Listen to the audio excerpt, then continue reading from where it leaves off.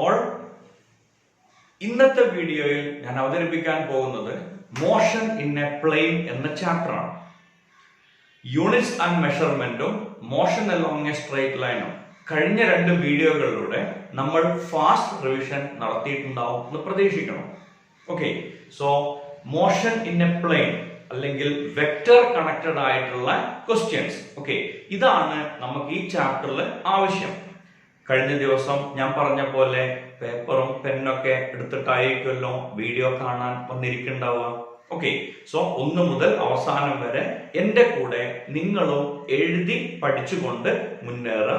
അടുത്ത എക്സാമിന് maximum mark കിട്ടാൻ, ഫിസിക്സിൽ മാക്സിമം A+നും മുകളിൽ ഫുൾ മാർക്കിന്റെ അടുത്ത് അല്ലെങ്കിൽ ഫുൾ മാർക്ക് എത്താൻ എല്ലാ കാര്യങ്ങളും ചെയ്യാം.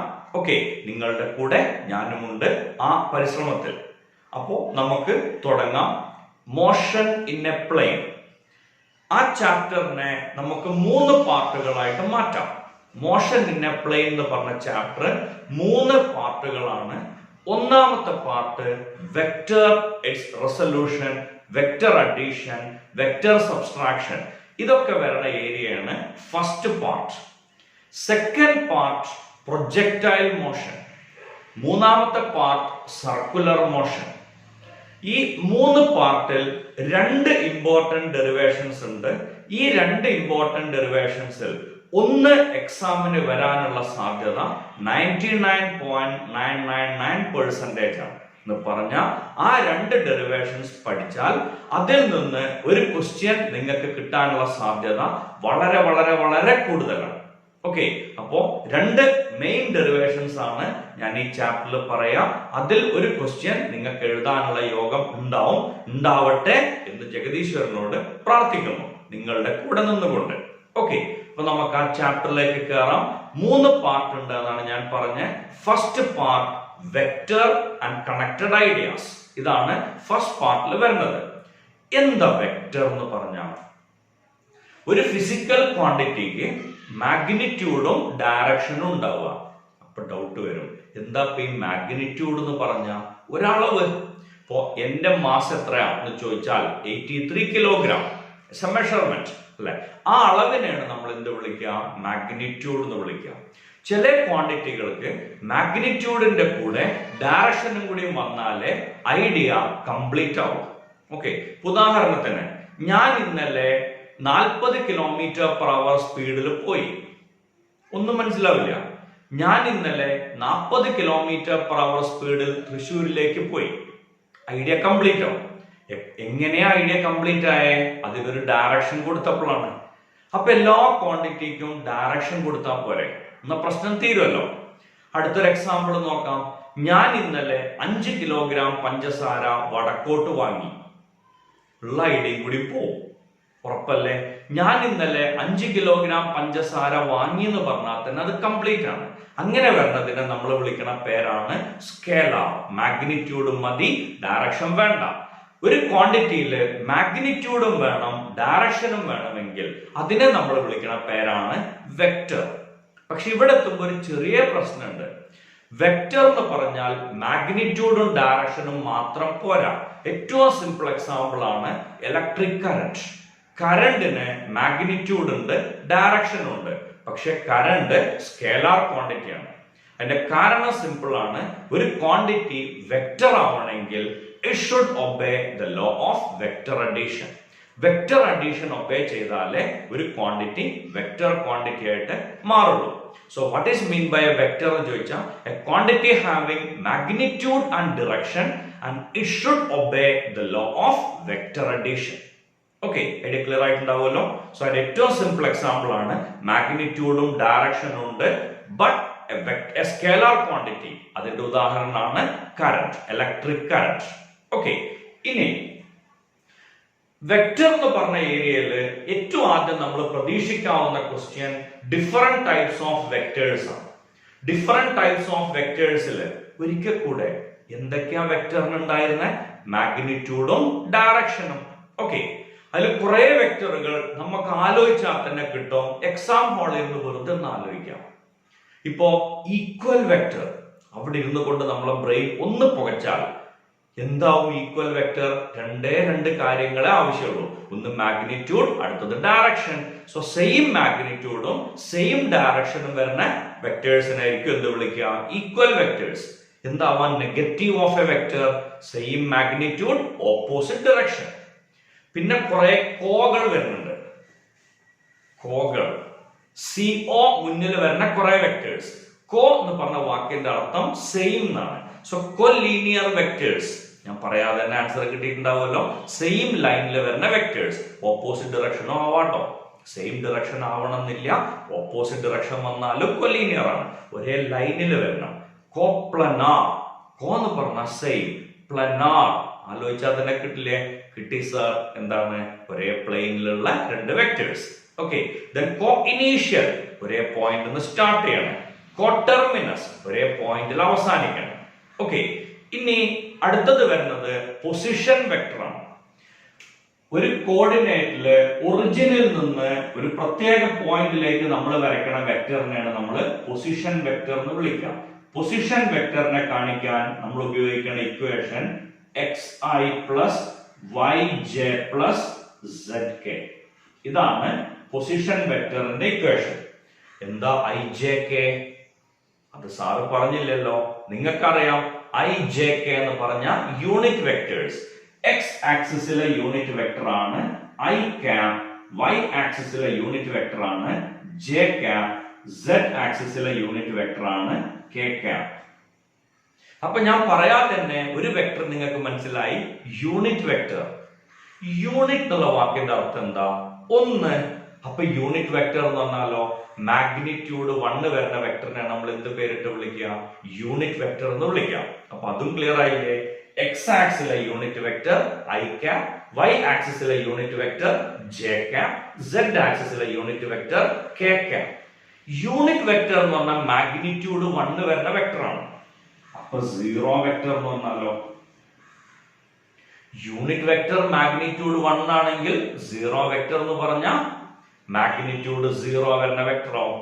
മാഗ്നിറ്റ്യൂഡ് 0 ആണെങ്കിൽ അത് എങ്ങനെ റെപ്രസെന്റ് ചെയ്യാം? അതിന്റെ ഐഡിയ സിമ്പിൾ ആണ്. ബേസിക് തിയറി ഓഫ് മാത്തമാറ്റിക്സ് നമുക്കറിയാം. ചക്കേനെ ചക്കയും കൊണ്ട് കൂട്ടിയ ചക്കേനെ കിട്ടണം, മാങ്ങേനെ മാങ്ങയും കൊണ്ട് കൂട്ടിയ മാങ്ങേനെ കിട്ടണം. ചക്കയും മാങ്ങയും തമ്മിൽ കൂട്ടാൻ പറ്റില്ല, വേണമെങ്കിൽ ഗുണിക്കാം. അല്ലെ? നമുക്കറിയണ നിയമം 5x plus 7x എന്ന് പറഞ്ഞാൽ നമുക്കറിയാം 12x ആണ്. ഓക്കെ. ഇങ്ങനെ കൂട്ടാൻ പറ്റുമോ? 8x plus 5y പറ്റില്ല. മലയാളത്തിൽ പറഞ്ഞാൽ ചക്കയും മാങ്ങയും തമ്മിൽ കൂട്ടാൻ പറ്റില്ല. ഓക്കെ. ഇനി വേണമെങ്കിൽ ഗുണിക്കാം. 8x into 5y, answer is 40xy. Okay. ഇനി തിയറി വെക്ടറിലേക്ക് കൊണ്ടുവരാം. വെക്ടറിനെ വെക്ടർ കൊണ്ട് കൂട്ടിയ വെക്ടർ തന്നെ കിട്ടണം. അപ്പോ ഒരു വെക്ടർ പ്ലസ് എ, രണ്ടാമത്തെ വെക്ടർ മൈനസ് എ. വെക്ടറിനെ വെക്ടർ കൊണ്ട് കൂട്ടിയ വെക്ടർ തന്നെ കിട്ടണം. ഇതിന്റെ റിസൾട്ട് എന്താ വരിക? 0 ആണ് വരിക. അതുകൊണ്ടാണ് നമ്മൾ ആ വെക്ടറിനെ എന്ത് പേരിട്ട് വിളിക്കണേ? സീറോ വെക്ടർ എന്നുള്ള പേരിട്ട് വിളിക്കണേ. ഐഡിയ ക്ലിയർ ആയിട്ടുണ്ടാവുമെന്ന് പ്രതീക്ഷിക്കണം. Okay, fine. ഇനി നമ്മൾ കുറെ വെക്ടർ പറഞ്ഞു, കുറെ കോ വെക്ടറുകൾ പറഞ്ഞു, പിന്നെ എന്ത് പറഞ്ഞു? യൂണിറ്റ് വെക്ടർ പറഞ്ഞു, സീറോ വെക്ടർ പറഞ്ഞു. അതേപോലെ എന്തുണ്ട്? ആദ്യത്തെ ഈക്വൽ വെക്ടറും നെഗറ്റീവ് ഓഫ് എ വെക്ടറും പറഞ്ഞു. ഇനി വരുന്നത് ഓർത്തോഗണൽ വെക്ടേഴ്സ് ആണ്. ഓർത്തോഗണൽ വെക്ടർ എന്ന് പറഞ്ഞാൽ മ്യൂച്വലി പെർപെൻഡിക്കുലർ ആയിട്ടുള്ള വെക്ടറുകൾ. മ്യൂച്വലി പെർപെൻഡിക്കുലർ ആയിട്ടുള്ള വെക്ടറിനെ നമ്മൾ എന്ത് പേരിട്ട് വിളിക്കുക? ഓർത്തോഗണൽ വെക്ടേഴ്സ് വിളിക്കുക. പണ്ടെന്നോ ഹയർ സെക്കൻഡറിൽ ഒരു ക്വസ്റ്റ്യൻ വന്നു, what are orthogonal unit vectors? അത് പഠിപ്പിച്ചിട്ടില്ല വിചാരിക്കാം, എന്നാലും നിങ്ങൾക്ക് എക്സാം ഹോളിൽ നിന്ന് അത് എഴുതാം, ഒരു ബുദ്ധിമുട്ടില്ല. ഓർത്തോഗണൽ എന്ന് പറഞ്ഞാൽ മ്യൂച്വലി പെർപെൻഡിക്കുലർ ആണ്. ഓർത്തോഗണൽ എന്നുള്ള വാക്കിന്റെ അർത്ഥം മ്യൂച്വലി പെർപെൻഡിക്കുലർ ആണ്. അപ്പൊ ഓർത്തോഗണൽ യൂണിറ്റ് വെക്ടേഴ്സ് എന്ന് പറഞ്ഞാലോ മ്യൂച്വലി പെർപെൻഡിക്കുലർ ആയിട്ടുള്ള യൂണിറ്റ് വെക്ടേഴ്സ്. അത് നമുക്കറിയാലോ, i, j and k. Okay. ഇനി ഒരു വെക്ടറും കൂടെ പറയാം, ഡിസ്പ്ലേസ്മെന്റ് വെക്ടർ. അതോ എക്സാം ഹാളിൽ എത്തിയപ്പോ ഡിസ്പ്ലേസ്മെന്റ് വെക്ടർ എന്ന് പറഞ്ഞാൽ നമുക്ക് അറിയില്ല വിചാരിക്കാം. എക്സാമിന് ക്വസ്റ്റ്യൻ വരും ചെയ്തു, പിന്നെ വേറെ ഒന്നും ആലോചിക്കരുത്, എക്സാമിന് ആൻസർ എഴുതുക എന്നുള്ളതാണ് പ്രൈം ഇമ്പോർട്ടൻസ് വരുന്നത്. സ്വാഭാവികമായിട്ടും നമ്മൾ എന്ത് ചെയ്യണം, അതങ്ങോട്ട് എക്സ്പാൻഡ് ചെയ്താൽ മതി. Vector showing displacement between 2 points, it's called displacement vector. Idea clear ആണല്ലോ? വെക്ടർ എന്നുള്ള ഏരിയയിലെ ഏറ്റവും ഇമ്പോർട്ടന്റ് ആയിട്ടുള്ള first derivation parallelogram law of vector addition. Parallelogram law,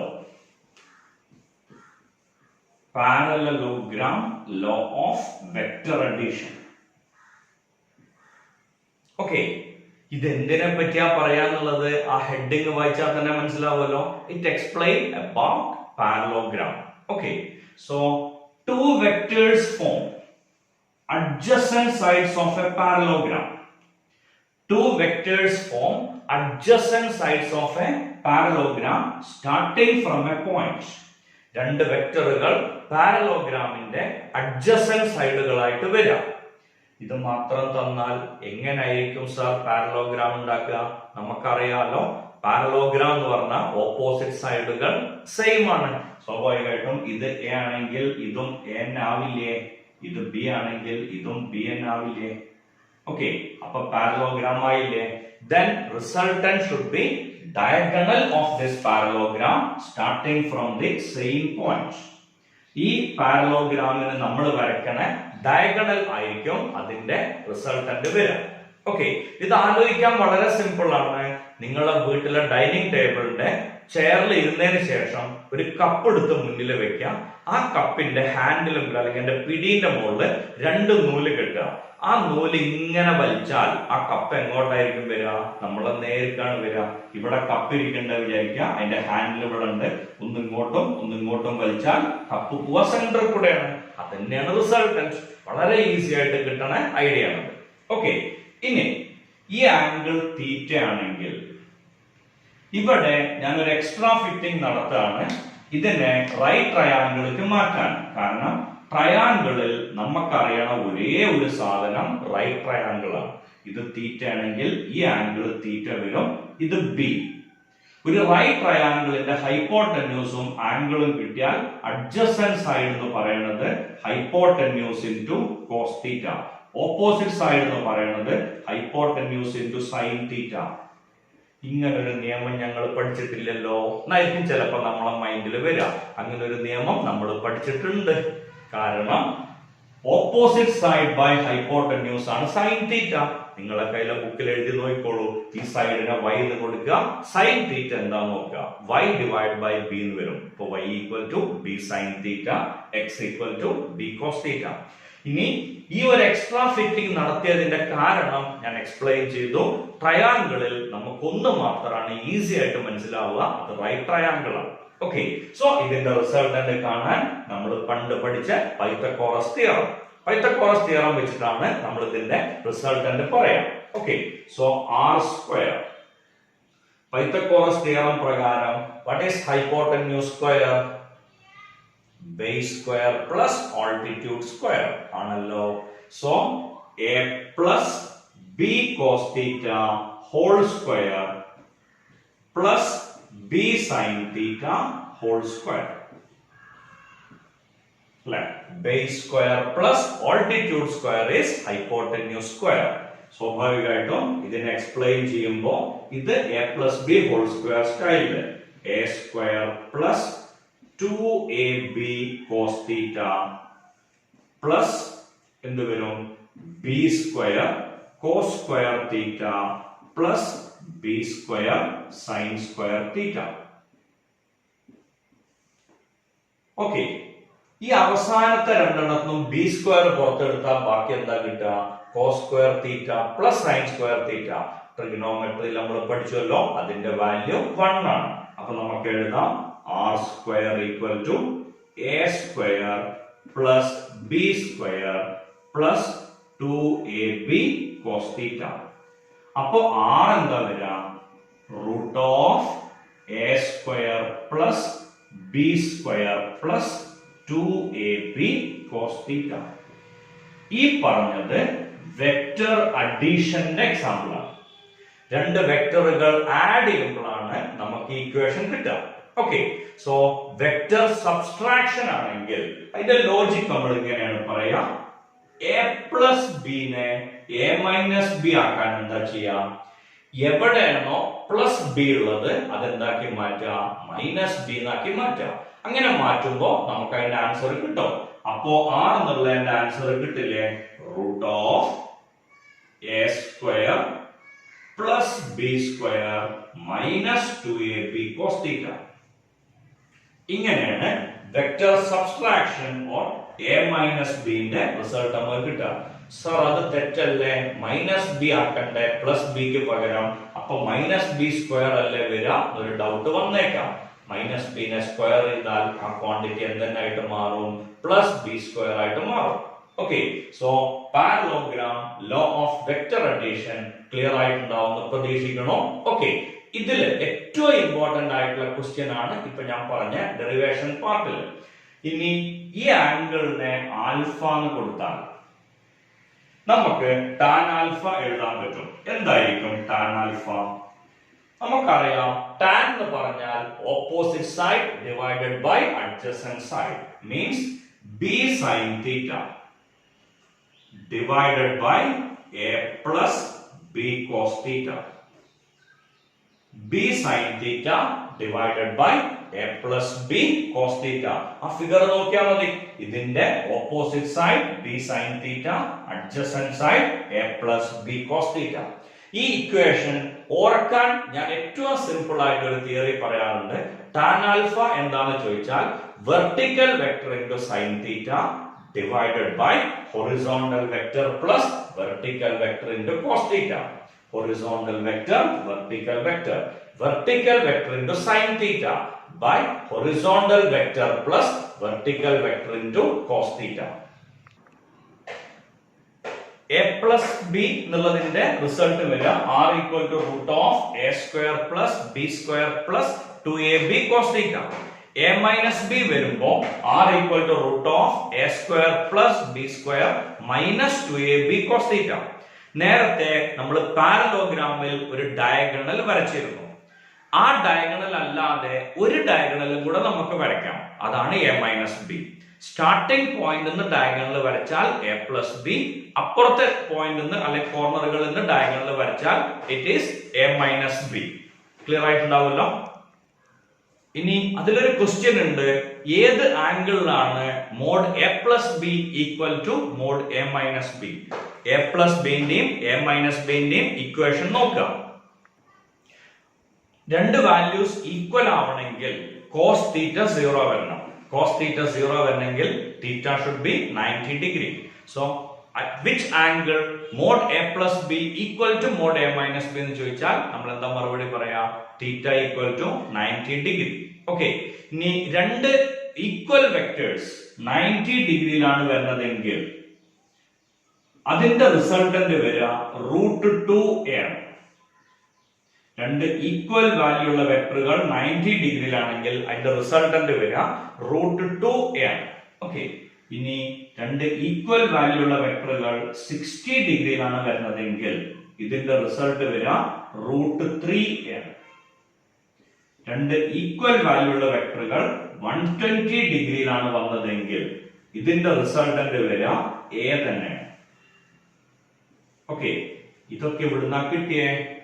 ഈസിയാണ്. നിങ്ങൾ പഠിച്ച ആറിന്റെ ഇക്വേഷനിൽ വാല്യൂ സബ്സ്റ്റിറ്റ്യൂട്ട് ചെയ്താൽ മതി. ബി കാണുന്നത് എ ആക്കി മാറ്റാം, ഈ ആംഗിൾ സബ്സ്റ്റിറ്റ്യൂട്ട് ചെയ്യാം, അപ്പൊ നമുക്ക് ഇതിന്റെ ആൻസർ കിട്ടും.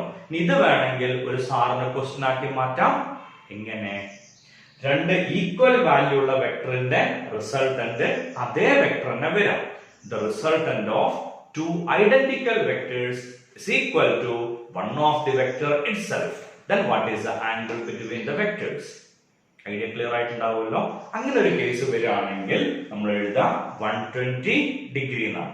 ഓക്കെ, ക്ലിയർ അല്ലേ? ഇനി വെക്ടറിന്റെ റെസൊല്യൂഷൻ ആണ് അടുത്തത് പറയാനുള്ളത്. ഇങ്ങനെ ഒരു വെക്ടർ വന്നാൽ ഈ വെക്ടർ ഉണ്ടാക്കുന്ന ആംഗിൾ, ഹൊറിസോണ്ടൽ ആയിട്ട് ഉണ്ടാക്കുന്ന ആംഗിൾ തീറ്റ. ഈ കേസിൽ അതിനെ റിസോൾവ് ചെയ്യാനുള്ള ഏറ്റവും സിമ്പിൾ മെത്തേഡ്, എവിടെയാണോ തീറ്റയുടെ ചിത്രം അങ്ങോട്ട് വരുന്ന കമ്പോണന്റ് കോസ് ആണ്, എവിടെയാണോ തീറ്റ ഇല്ലാത്തത് അങ്ങോട്ട് വരുന്ന കമ്പോണന്റ് സൈൻ ആണ്. അത് നിങ്ങൾക്ക് എവിടെയും യൂസ് ചെയ്യാം. ഒരു വെക്ടർ തന്നു, ഒരു ആംഗിൾ തന്നാൽ എവിടെയാണോ ആംഗിൾ മാർക്ക് ചെയ്തത് അങ്ങോട്ട് വരുന്ന കമ്പോണന്റ് കോസ് ആണ്, എവിടെയാണോ ആംഗിൾ ഇല്ലാത്തത് അങ്ങോട്ട് വരുന്ന കമ്പോണന്റ് സൈൻ ആണ്. ഇത് ഏത് കേസിലും ഇനി ഇതിന് പകരം ഇങ്ങനെയാണ് നമ്മൾ വരച്ചത് വിചാരിക്കുക.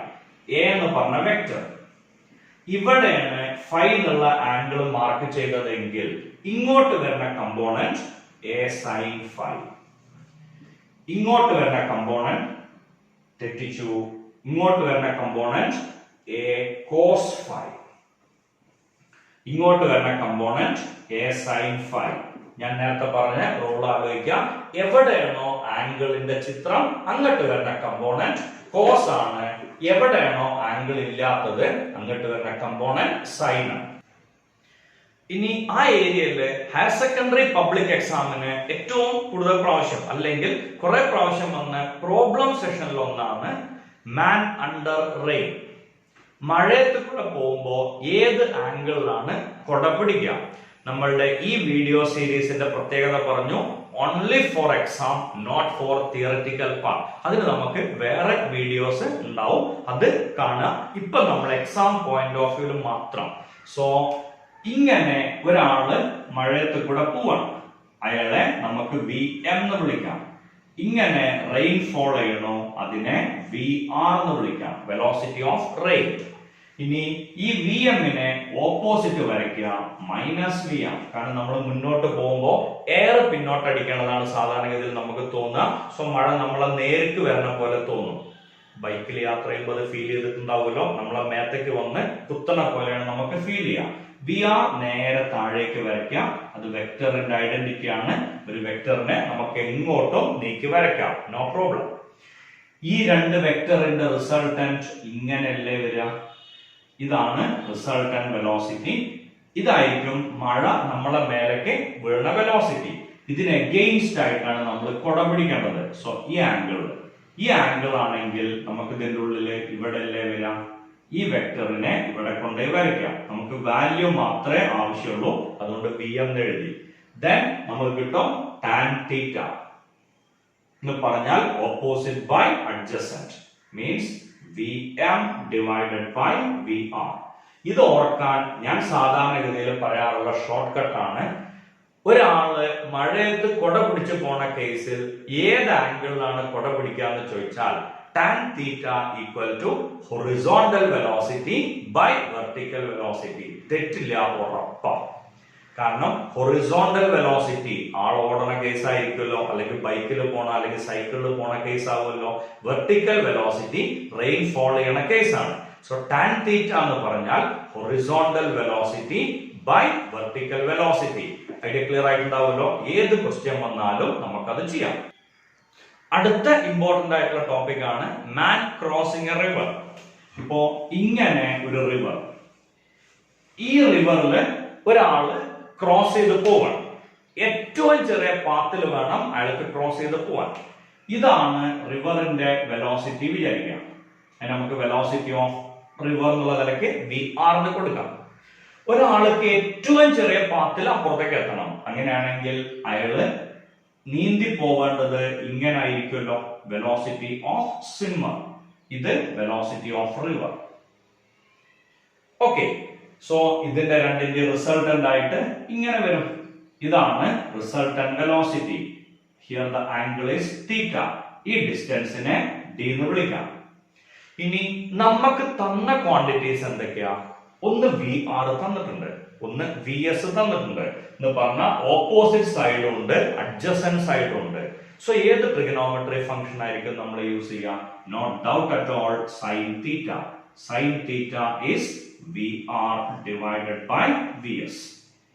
ഇനി റിസൾട്ടന്റ് വെലോസിറ്റി കാണാൻ പറഞ്ഞാൽ സർ ഞങ്ങൾക്കറിയാലോ റൈറ്റ് ട്രയാങ്കിൾ ആണ്. റൈറ്റ് ട്രയാങ്കിളില് ബേസ് ആണ് നമ്മൾ കാണുന്നത്. So root of VR square minus VS square. തെറ്റിച്ചു, VS square minus VR square. Hypotenuse എന്നല്ലേ നമ്മൾ ബേസ് കുറയ്ക്കുക. So VS square minus VR square, we will get resultant velocity. ഇനി ടൈം ഓഫ് ക്രോസിംഗ് വേണം. ടൈം ഓഫ് ക്രോസിംഗ് പറയാൻ എളുപ്പമാണ്, distance by velocity. ഇതാണ് time of crossing വരിക. റിവർ ക്രോസിംഗിന്റെ ഫസ്റ്റ് കേസ്. ഇനി റിവർ ക്രോസിംഗിൽ ഷോർട്ടസ്റ്റ് പോസിബിൾ ടൈമിലാണ് അപ്പുറത്തേക്ക് എത്തേണ്ടത്. ഇതാണ് വെലോസിറ്റി ഓഫ് റിവർ എന്ന് വിചാരിക്കുക. ഒരാൾക്ക് ഏറ്റവും ചെറിയ സമയത്ത് അപ്പുറത്ത് എത്തണമെങ്കിൽ അയാൾ നീന്തേണ്ടത് ഇങ്ങനെ നീന്തുമ്പോ ഒരു കുഴപ്പമുണ്ടാവും, അയാൾ എത്തിച്ചേരുക ഇവിടെയാണ്. കാരണം റിവർ അയാളെ തള്ളി തള്ളി ഇവിടേക്ക് എത്തിക്കും. ഈ ആംഗിൾ തീറ്റ, ഇതാണ് റിസൾട്ടന്റ് വെലോസിറ്റി. ഇവിടെ തന്ന ക്വാണ്ടിറ്റീസ് എന്തൊക്കെയാ മക്കളെ? VR തന്നിട്ടുണ്ട്, VS തന്നിട്ടുണ്ട്. സ്വാഭാവികമായിട്ടും ഏത് ട്രിഗണോമെട്രി ഫംഗ്ഷനായി യൂസ് ചെയ്യാം? ഞങ്ങൾക്കറിയാലോ ടാൻ തീറ്റ. ടാൻ തീറ്റ എന്ന് പറഞ്ഞാൽ VR ഡിവൈഡഡ് ബൈ VS. എന്തുകൊണ്ട്? രണ്ടിലും രണ്ട് ട്രിഗണോമെട്രി ഫംഗ്ഷൻ ക്ലിയർ ആയില്ലേ?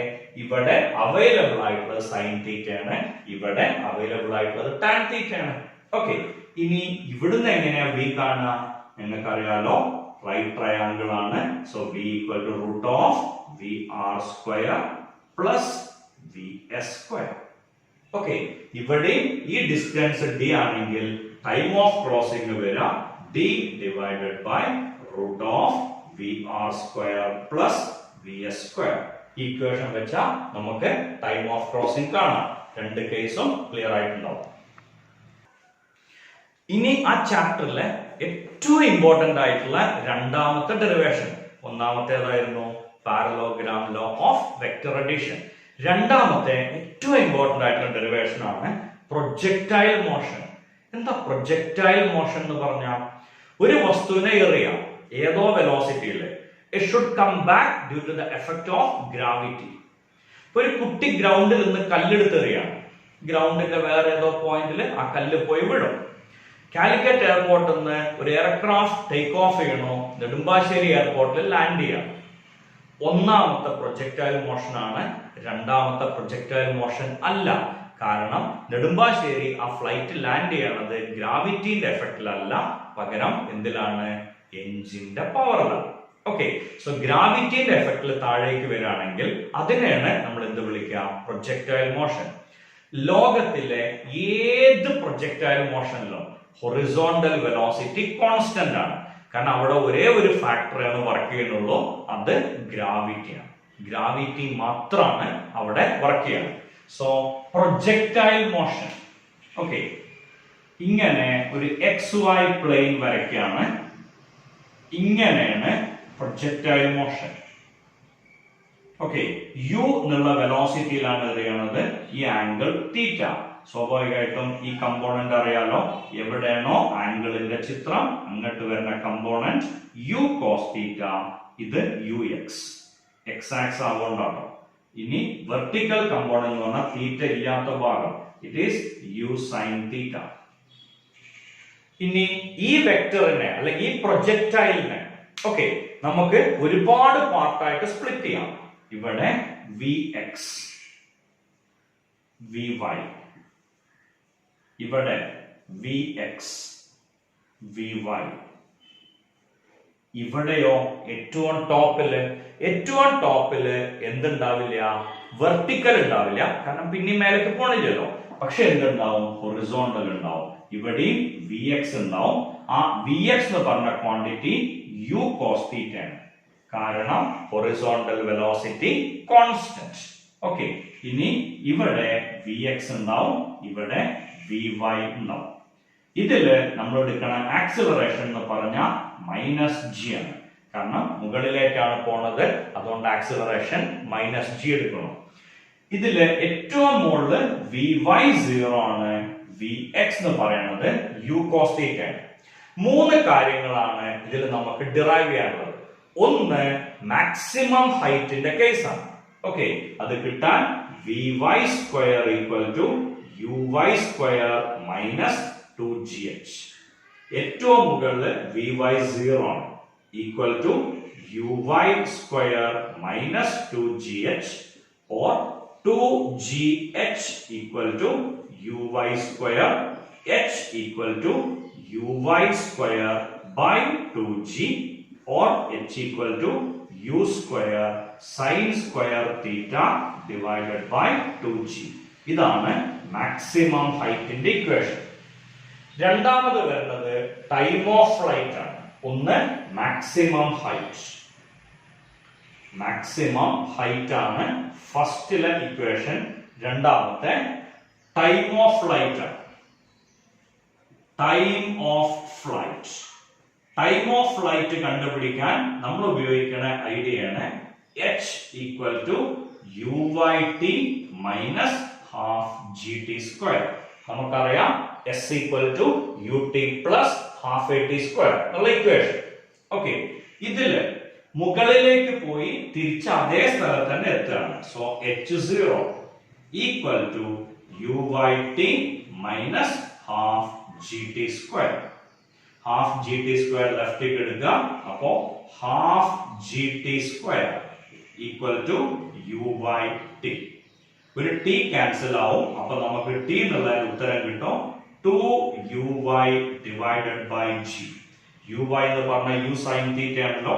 സോ ടൈം ഓഫ് ഫ്ലൈറ്റിന്റെ ഇക്വേഷൻ കിട്ടും 2u sin theta divided by g. ഇതാണ് ടൈം ഓഫ് ഫ്ലൈറ്റിന്റെ equation. 2u sin theta divided by g. Clear ആയിട്ടുണ്ടാവുമെന്ന് പ്രതീക്ഷിക്കണം. ഈ ടോപ്പിക്കിലെ അടുത്ത പാർട്ടാണ് ഹൊറിസോണ്ടൽ റേഞ്ച്. ഹൊറിസോണ്ടൽ റേഞ്ച് കാണാനുള്ള equation r equal to ux into t. ux നമുക്കറിയാം u cos theta. Time of flight ഇപ്പൊ നമ്മൾ പഠിച്ചു 2u sin theta divided by g. അപ്പൊ നമുക്ക് റേഞ്ചിന്റെ ഇക്വേഷൻ കിട്ടും u square into 2 sin theta cos theta divided by g. 2 sin theta cos theta by g ന്റെ value നമുക്കറിയാലോ sin 2 theta ആണ്. അപ്പോ റേഞ്ചിന് നമുക്ക് പുതിയൊരു ഇക്വേഷൻ കിട്ടും r equal to u square sin 2 theta divided by g. അപ്പൊ മാക്സിമം റേഞ്ച് കിട്ടാനുള്ള ഐഡിയ എന്താവും? മാക്സിമം റേഞ്ച് കിട്ടണമെങ്കിൽ ഈ സൈൻ എന്നുള്ള ക്വാണ്ടിറ്റി വരാൻ പാടില്ല. r max എന്നുള്ള ഇക്വേഷൻ നമുക്ക് കിട്ടുക u square by g ആണ്. കാരണം നമ്മൾ പഠിച്ചിട്ടുണ്ട് sin തീറ്റയുടെയും cos തീറ്റയുടെയും മാക്സിമം വാല്യൂ 1 ആണ്. sin 2 തീറ്റ 1 വേണം. സൈന്റെ ഏത് വാല്യൂ 1 ഞങ്ങൾക്കറിയാലോ. sin 90 ആണ് 1 എന്ന് പറയണത്. sin 90 അല്ലേ 1 എന്ന് പറയണേ. അപ്പോ sin 2 തീറ്റ 1 ആയിരിക്കണം എന്ന് പറഞ്ഞാൽ 2 തീറ്റ 90 ഡിഗ്രി ആയിരിക്കണം. 2 തീറ്റ 90 ഡിഗ്രി ആണെങ്കിൽ തീറ്റ എത്ര ആയിരിക്കും? 45 ഡിഗ്രി ആയിരിക്കും. സോ മാക്സിമം റേഞ്ച് കിട്ടാൻ നമുക്ക് വേണ്ട ആംഗിൾ 45 ഡിഗ്രി ആണ്. ഇതിൽ വേറെ ഐഡിയയും കൂടി പറയാറുണ്ട്. രണ്ട് ഓബ്ജക്റ്റിനെ പ്രൊജക്ട് ചെയ്യണം ഒരേ വെലോസിറ്റിയിൽ. ഒന്നാമത്തെ ഓബ്ജക്റ്റിന്റെ പ്രൊജക്ട് ചെയ്ത ആംഗിൾ 30 ഡിഗ്രി, രണ്ടാമത്തെ ഓബ്ജക്റ്റ് പ്രൊജക്ട് ചെയ്ത ആംഗിൾ 60 ഡിഗ്രി. ഒരേ വെലോസിറ്റിയിൽ രണ്ട് വസ്തുക്കളെ പ്രൊജക്ട് ചെയ്യാം. രണ്ട് ആംഗിളും കൂടി കൂട്ടിയാൽ 90 ഡിഗ്രി കിട്ടുമെങ്കിൽ നമുക്ക് ഉറപ്പിക്കാം അവരുടെ റേഞ്ച് ഈക്വൽ ആയിരിക്കും. ഓക്കെ, അവരുടെ റേഞ്ച് സെയിം ആയിരിക്കും. സോ ഒന്ന് 30 ഡിഗ്രിയില് രണ്ടാമത്തെ 60 ഡിഗ്രിയില് ഏതിനാണ് കൂടുതൽ റേഞ്ച് കിട്ടുക എന്ന് ചോദിച്ചാൽ എന്താ നമ്മൾ ഉത്തരം പറയാ? രണ്ടിനും സെയിം റേഞ്ച് ആണ്. ഐഡിയ ക്ലിയർ അല്ലേ? സംശയമില്ലല്ലോ. ഇനി ഈ റേഞ്ചിനെയും ഹൈറ്റിനെയും കൂടി കണക്ട് ചെയ്തിട്ട് നമുക്ക് എഴുതാൻ പറ്റുന്ന ഇക്വേഷൻ ആണ് tan theta equal to 4h by r. tan theta equal to 4h by r. Okay, and ഏറ്റവും സിമ്പിൾ ആയിട്ടുള്ള ഒരു question. If horizontal range is 4 times maximum height, find the angle of projection. Question കേൾക്കുക. If horizontal range is 4 times maximum height, find the angle of projection. R എന്ന് പറയുന്നത് h ന്റെ 4 times ആണ്. അപ്പൊ ഇവിടുത്തെ r കാണുന്നോർത്ത് 4h എന്ന് എഴുതാൻ പറ്റും. tan theta 4h by 4h cancel ചെയ്ത് പോകും. tan theta 1 വരും. theta must be 45 degree. Idea clear അല്ലേ? ഈ ചാപ്റ്ററിലെ ഏറ്റവും ഇമ്പോർട്ടന്റ് ആയിട്ടുള്ള മൂന്നാമത്തെ പാർട്ട്, 3 പാർട്ടിനാണ് നമ്മൾ പറഞ്ഞിരുന്നത്. ഒന്ന് വെക്ടർ, 2 പ്രൊജക്ടൈൽ മോഷൻ, മൂന്നാമത്തെ സർക്കുലർ മോഷൻ. അടുത്ത് സർക്കുലർ മോഷൻ ആണ്. അതിനു മുന്നേ പ്രൊജക്ടൈൽ മോഷനിലെ ഒരു ഇക്വേഷൻ കൂടിയും പറയാനുണ്ട്. Equation for trajectory of a projectile motion. Trajectory എന്ന് പറഞ്ഞാൽ വേറെ ഒന്നുമില്ല, പാത്ത് എന്നാണ്. എന്ന് പറഞ്ഞാൽ പ്രൊജക്ടൈൽ പോയ പാത്ത്, അത് നമുക്കറിയാം, പാരബോളിക് പാത്ത് ആണ്.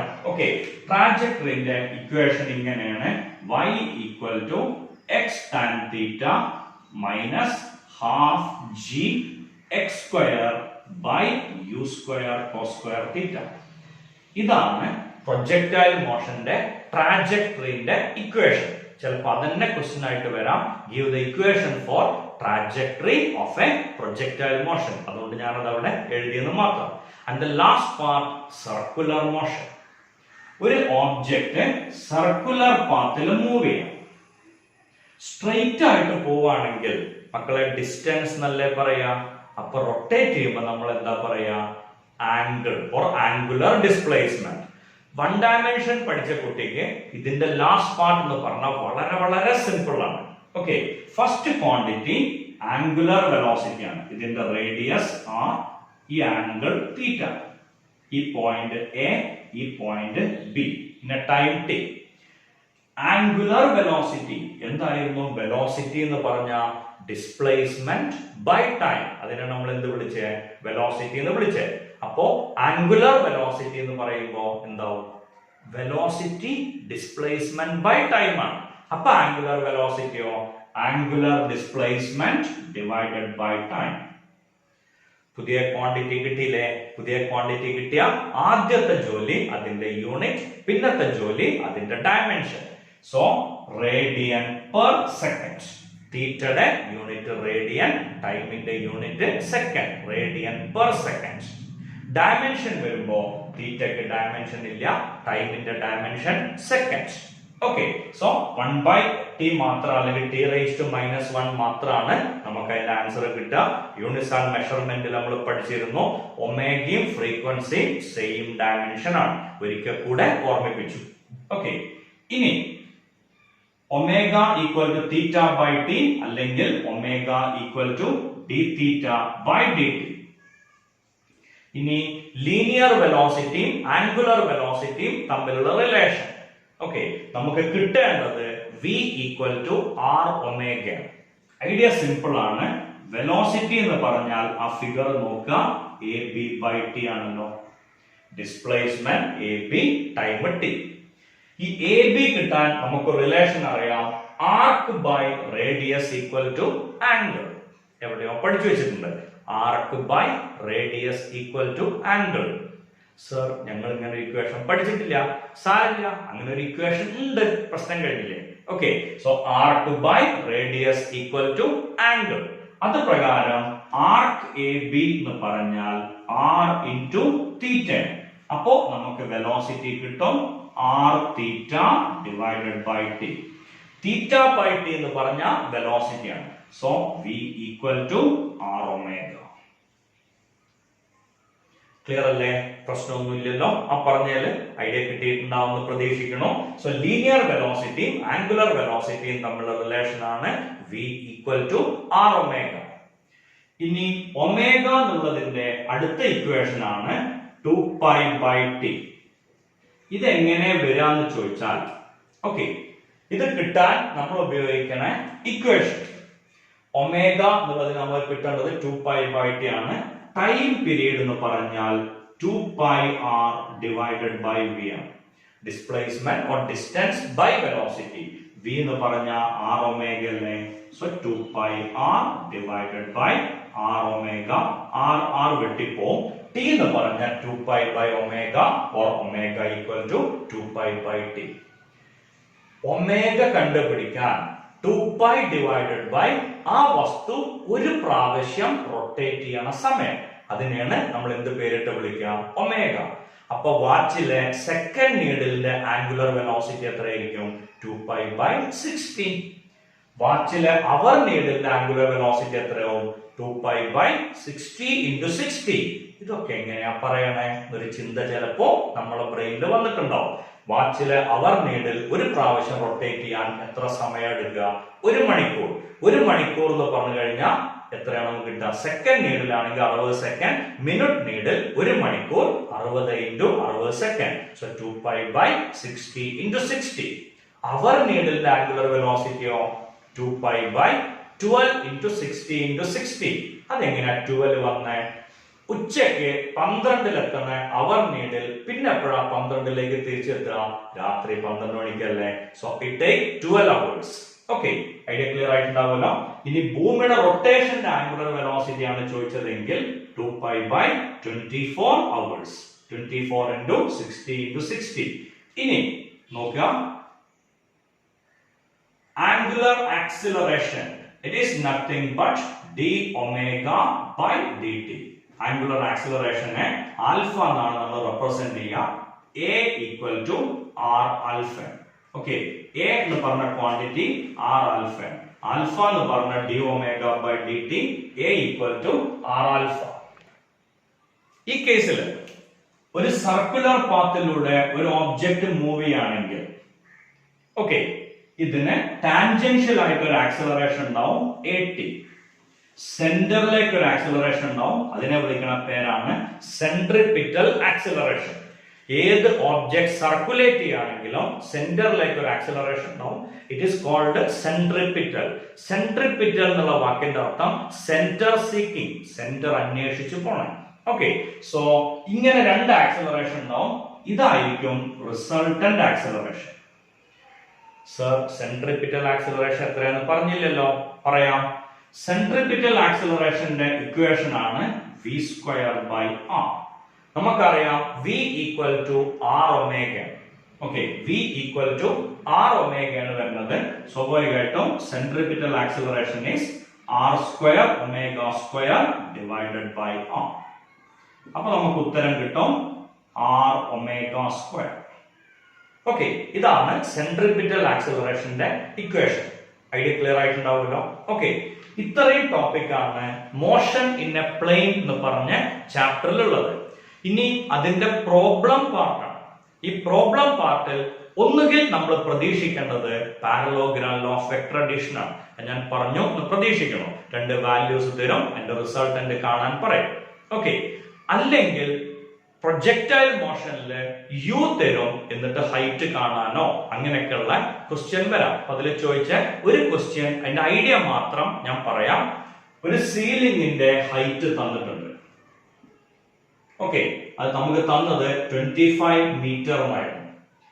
ദെൻ 40 മീറ്റർ/സെക്കൻഡിൽ ഓക്കെ, 40 മീറ്റർ/സെക്കൻഡിൽ ഇവിടുന്ന് എറിയുണ്ട്. ഓക്കെ, ഒരു ഓബ്ജക്റ്റിനെ എറിയുണ്ട്. അങ്ങനെ എറിയുമ്പോ ആ ഓബ്ജക്റ്റ് എത്ര ദൂരം വരെ എത്താം വിത്തൗട്ട് ഹിറ്റിംഗ് എന്നാണ് ക്വസ്റ്റ്യൻ. ഐഡിയ സിമ്പിൾ ആണ്. h എന്നുള്ള ക്വാണ്ടിറ്റി തന്നിട്ടുണ്ട്. ഓക്കെ, h എന്നുള്ള ക്വാണ്ടിറ്റി തന്നിട്ടുണ്ട്. h ന്റെ ഇക്വേഷൻ നമുക്കറിയാം, u² sin² θ divided by 2g. Okay, h അറിയാം, u അറിയാലോ. ഈ 2 വാല്യൂസ് അറിയാം, g അറിയാം. അപ്പൊ നമുക്ക് എന്തിന്റെ ആൻസർ കിട്ടും? സൈൻ തീറ്റ കിട്ടും. ഞാൻ പറഞ്ഞു തരേണ്ട ആവശ്യമില്ല, പ്രതീക്ഷിക്കണം. h തന്നിട്ടുണ്ട്, u തന്നിട്ടുണ്ട്, 2 അറിയാം, g അറിയാം. അപ്പൊ നിങ്ങൾക്ക് ഈസി ആയിട്ട് sin² θ കിട്ടും. അതിൽ നിന്ന് തീറ്റ കിട്ടും. തീറ്റ കിട്ടിയ റേഞ്ച് കിട്ടാൻ നമുക്കറിയാം, u² × sin 2θ divided by g. ഇപ്പോ u അറിയാം, തീറ്റ അറിയാം, g അറിയാം. അപ്പൊ നിങ്ങൾക്ക് എന്ത് കിട്ടും? റേഞ്ച് കിട്ടും. ഓക്കെ, ഇനി വരുന്നത് സർക്കുലർ മോഷൻ എന്നാണ്.